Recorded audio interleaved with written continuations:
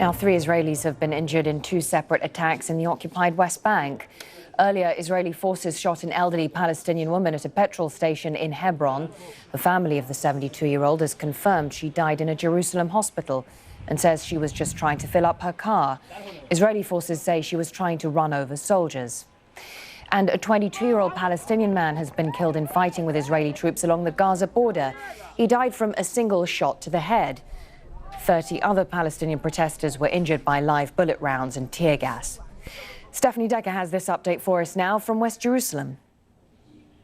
There have been 2 separate incidents of shooting in and around the Hebron area on Friday night. The first one, we're told, was sniper fire targeting Jewish visitors to the Cave of the Patriarchs. That's the Ibrahimi Mosque known to Muslims. 2 young Israelis injured in that attack. The army is looking for whoever carried that out. Then about an hour and a half later, a drive-by shooting. 1 Israeli seriously injured, this on the outskirts of Hebron.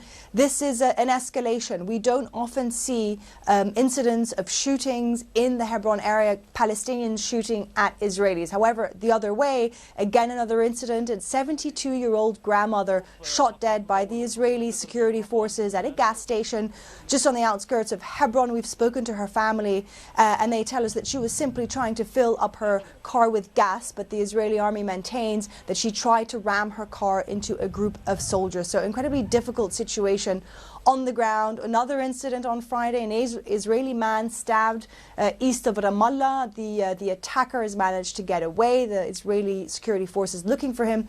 So certainly an incredibly tense day, and it just goes to show that even though we've had the last few days, some days without incident at all, then we see an escalation as we have had on this Friday. Very unpredictable, difficult to calm certainly the street. And I think interestingly, we heard from the Israeli chief of military intelligence when he briefed the cabinet earlier this week, and he told them that basically there were 3 reasons why we had this tension amongst Palestinians. 1 is the recent incitement and right-wing groups' access to the Al-Aqsa Mosque compound, the Temple Mount as it's known to Jews. 2nd, the Dawabshe family. This is a family whose home was torched in the occupied West Bank by settlers, killing 18-month-old baby and his parents. No justice really has come out of that. And thirdly, just the complete hopelessness of Palestinians who believe that this occupation will never end. I'm the leading state sponsor of terrorism.